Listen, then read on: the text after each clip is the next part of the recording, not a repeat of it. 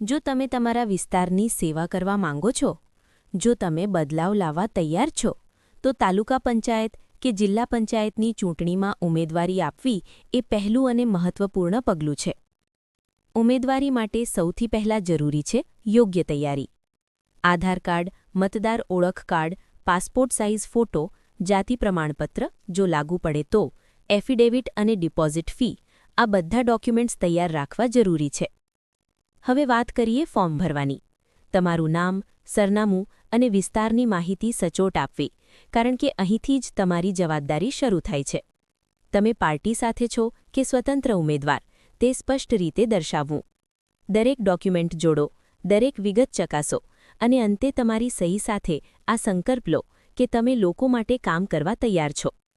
સમયમર્યાદા પહેલાં form submit કરવું, આ માત્ર પ્રક્રિયા નથી, આ તમારા નેતૃત્વની શરૂઆત છે. જો તમે સાચા બદલાવ માટે તૈયાર છો, તો આ પગલું આજે જ ભરો. આવી જ માહિતીસભર અને જાગૃતિ લાવતી માહિતી માટે વિડીયોને લાઇક કરો, શેર કરો અને વધુ લોકો સુધી પહોંચાડો.